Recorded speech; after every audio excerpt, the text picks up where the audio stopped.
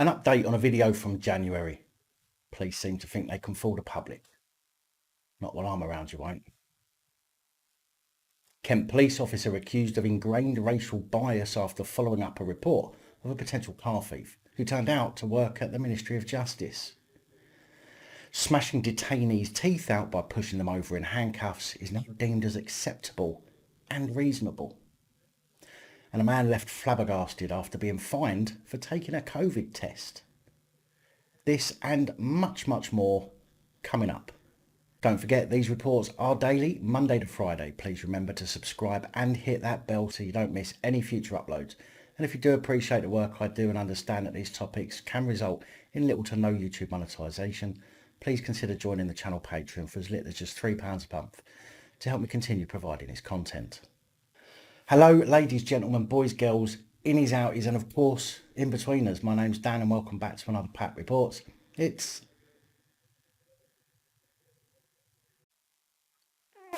What day is it? Hello, ladies, gentlemen, boys, girls, innies, outies, and of course, in-betweeners. My name's Dan. Welcome back to another PAP Reports. It's Monday. It's not.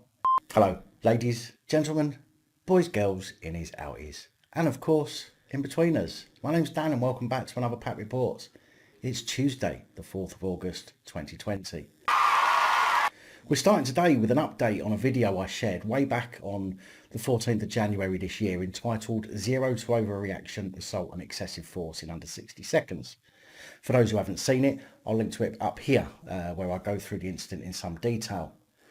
The incident happened on the 8th of January 2020. At the time, it was unknown what the member of the public was doing prior to the interaction, but it was clear that at the time the Lancashire Police arrived, he was compliant, but yet the police still let their emotions get the better of them and ultimately assaulted 34-year-old Adeel Ashraf.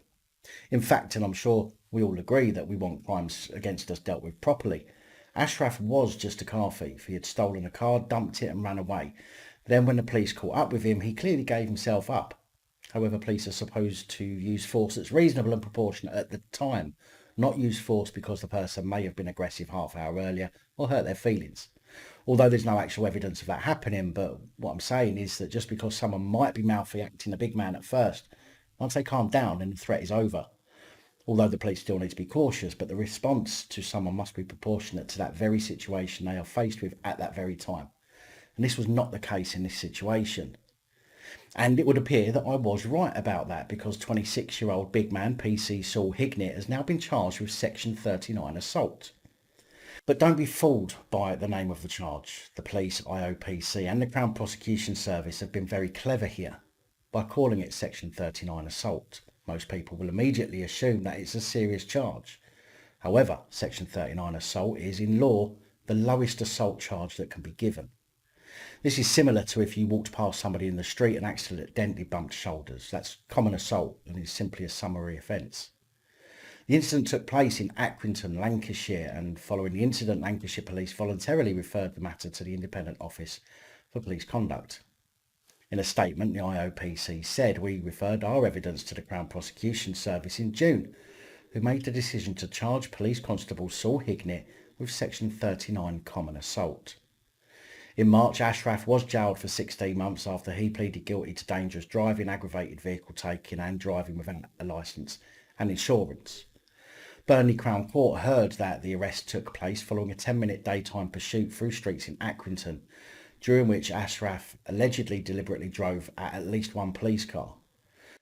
Now, there has, to my knowledge, not been any police video of this happening, so I can't say if he had or not, but still, when the police caught up with him, he was not in a vehicle and he was being compliant.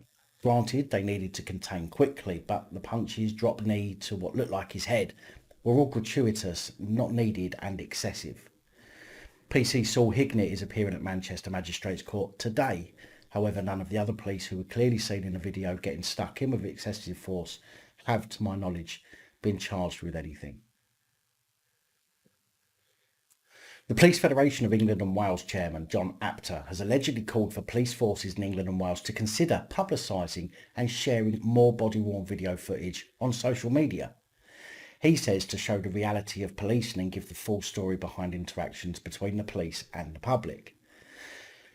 And I'm certain the footage chosen to be shared won't be biased or specifically chosen just to show the bits where police are getting a hard time. Will it, Apter? It said that due to selective editing and partial uploads of police interactions by the public, concerns have been raised as to the perception the public may now have on the police. And I have to be honest, I have said this many times before. Do not interact with the police until your camera is rolling. That way you have a full version of events recorded, just in case. You know, the police body worn camera has a meltdown, the file gets corrupted, or it gets accidentally deleted. John Apter said, what frustrates me is seeing more and more short snippets of interactions with the police on public and social media with armchair critics who do not know the full details, making bold assumptions. Well, was it an assumption I made 8 months ago about the last report, or was I right? Only problem is your pathetic excuse to get the copper off with a warning by issuing the lowest form of assault charge and failing to charge his mates who join in. This is incredibly damaging, he says, to police, as some people may believe this one-sided story which is being presented and undermines process we are trying to follow, he said.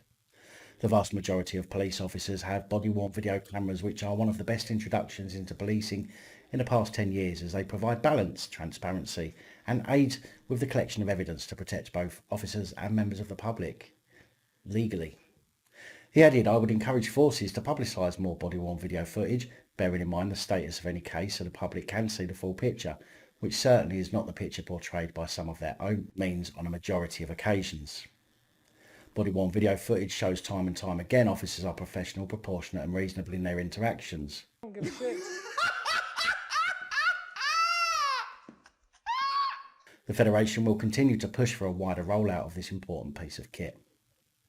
And I will encourage you, members of the public, to never interact with the police unless your camera's rolling. It is your best and only real defence against the police's now apparent plan to roll out their own biased footage to try and get some of the public back inside. I've said it before, that it shouldn't be too hard for the police to have all footage uploaded to a cloud where it remains for 24 hours before becoming available to view by the public. That 24-hour window could be used to ensure that any footage that needs to be held back due to legal reasons, i.e. if it catches someone being killed or is serious offence and the footage could compromise a case or prevent a victim getting justice, but all other footage should be uploaded and available to the public. And that's what you call transparency.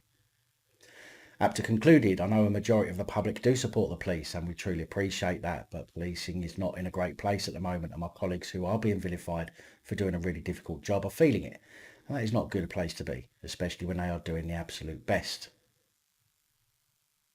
Yeah, absolute best. To not get caught.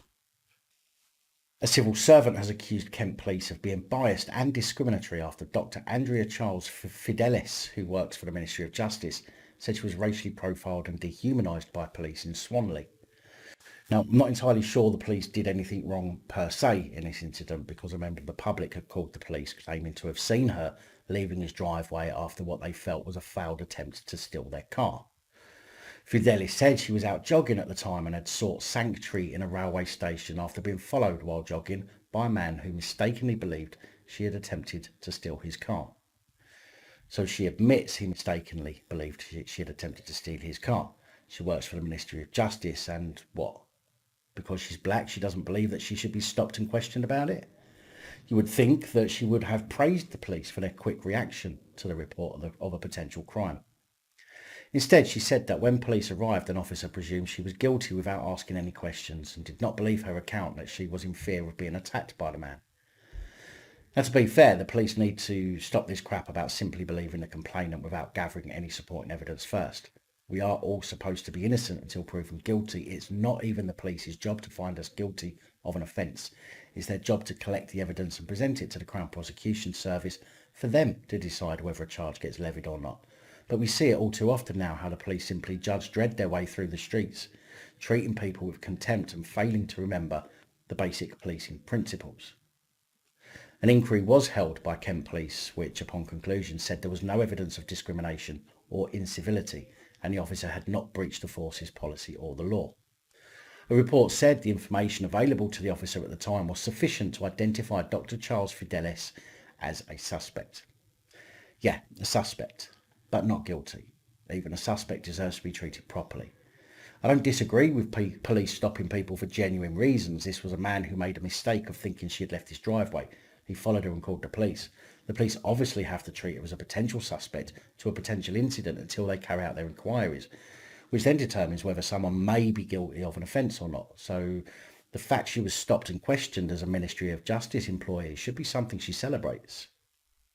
However, she said the force had failed to take account of the ingrained racial bias of the officer, who had been unable to empathise or even see her as a potential victim. That's a pretty bold statement to make. Calling people racist is not something that should be bandied about, and again, as a Ministry of Justice employee, she should know that. Throughout this whole saga, I have not been treated equally, she said to my white abuser. The embodiment of black people being seen first as criminals rather than victims has played out at every stage from start to finish. Now, I really do have to disagree with that statement. If the copper really did treat her with disrespect, then I agree she deserves at the very least an apology, but I can tell you for a fact that if a honky called the police over a honky for the same reason, they would no doubt have acted the exact same way. The police being disrespectful may in some cases be because of discriminative tossers, but generally in most cases I believe they would treat us honkies exactly the same. Fidelis said that the experience left her feeling brutalised and frightened to go out. Gwent Police said it takes all complaints relating to racial discrimination seriously. It said Dr. Charles Fidelis had appealed against the outcome of the complaint, and this is now in the hands of the Independent Office of Police Conduct to allow the matter to be considered apparently independently. The IOPC said it was assessing the appeal. And now, for avoidance of doubt, I do believe that there are some horrible discriminative people in the police. That will never, unfortunately, change, just like the thugs will always be in the police. But for those who experience genuine discrimination, I feel sorry for. But from my point of view, the police here were only guilty of not being impartial and solely relying on the word of another member of the public and treating her without the respect of gathering some intelligence first. I know some of you will disagree with me, so please let me know your thoughts in the comments so we can discuss it. Essex Police Constable PC Sabah Mate from the Force's Eastern Region Special Operations Unit has been given a final written warning after breaching standards of professional behaviour. Mate was accused of and found guilty of failing to securely store sensitive documents after he took them home with him. The misconduct hearing was held at Chelmsford Civic Centre on Friday, July 31st. Detective Superintendent Andy Waldy from the department said officers and staff are trusted with incredibly sensitive information, and it is imperative it's treated with the highest security and in line with very clear guidance. It is vital that we uphold the highest standards, and unfortunately, PC Mate has not demonstrated this. He must now ensure he upholds the standards expected of him and every other officer, and he has been given an opportunity to show that he can do so. An investigation into the alleged assault of 22-year-old Annabelle Forbes in Westcliff-on-Sea, Essex on November the 25th last year by police has been ruled as appropriate force. Police were responding to a report of a disturbance, but it is noticed that Forbes was not the cause of the disturbance. However, during the police interaction, it was alleged that she was charged with 5 counts of assault of an emergency worker, plus racially aggravated intentional harassment, alarm or distress. During her arrest, while she was handcuffed, police pushed her to the ground, where she broke several teeth from not being able to prevent herself from hitting the floor, due to being handcuffed after she is said to have kicked out at police.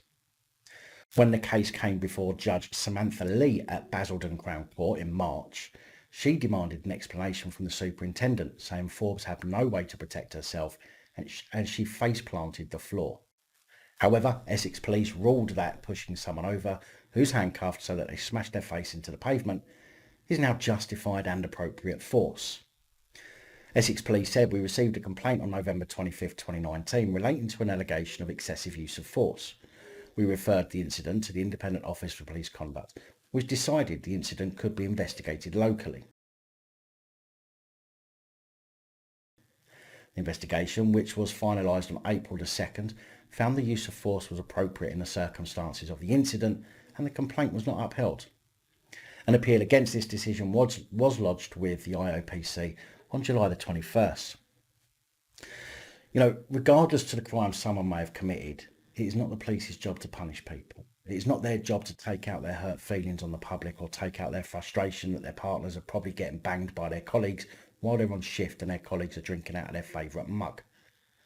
If we allow this to continue, if we accept that pushing someone over who has no way to stop themselves from smashing their face into a pavement is okay, justifiable and proportionate, then we're giving the police the go-ahead to get worse, because once you give them an inch, their wife says that's much bigger than my husband's.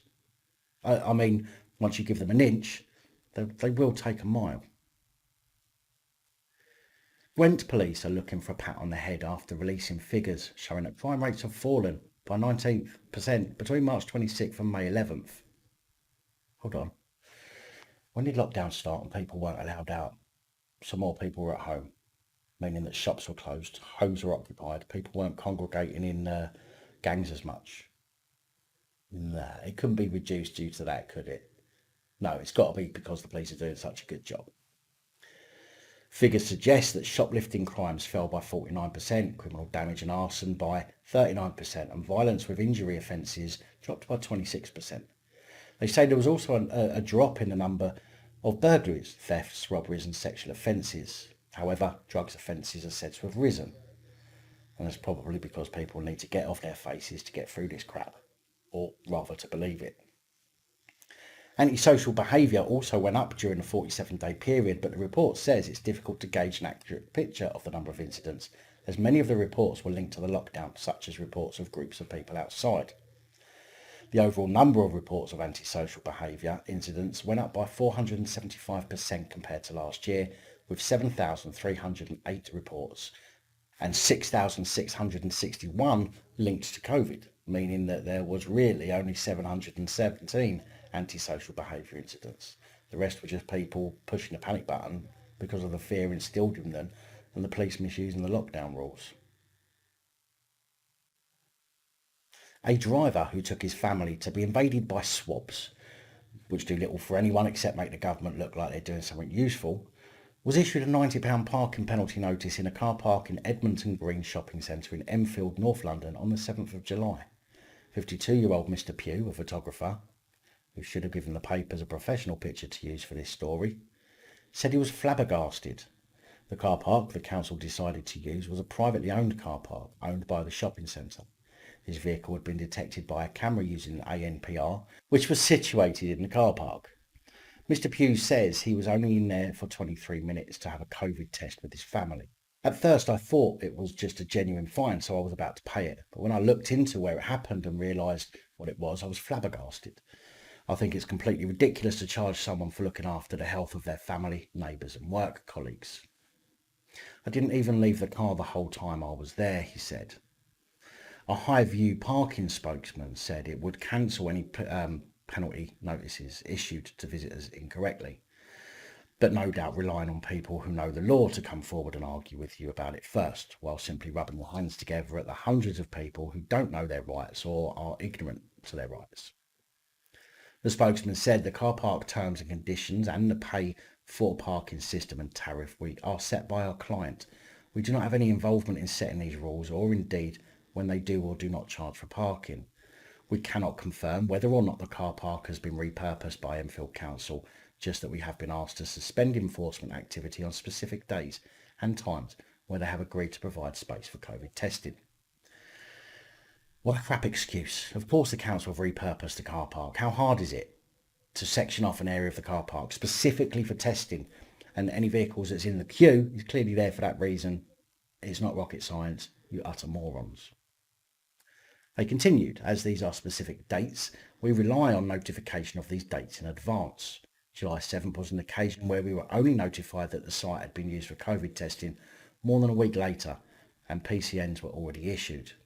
We will cancel any PCNs that have been issued to visitors incorrectly on this or any other specified date where testing is taking place. Now, I'm sorry, but this whole rely on notifications of those dates in advance is utter BS. I mean, how difficult is it to see that it's testing day when there's bloody gazebos and people queuing up ready to take a test? Very big thank you to all of the supporters of the channel, especially the channel Patreon supporters. Your support is truly appreciated and really does help. And that is all I have for you today. in this report. Please like, share, comment and subscribe. Let me know your thoughts, as I know many of you will. And until next time, stay safe, look after each other, film the Popo and other officials. Good night, all. Thank you for taking the time to watch this video. If you like the content and you'd like to help support the channel, you can do so. In the description of every video there are some links to ways that you're able to help support the channel so I can continue putting out content. If you're unable to help us in that way, hit that subscribe button up the top there. If you haven't already, become a subscriber. That is support enough. Share the videos, comment, like, it all helps. If you're looking for something else to watch, up top there is my latest video. Down the bottom there is a video that YouTube recommends for you.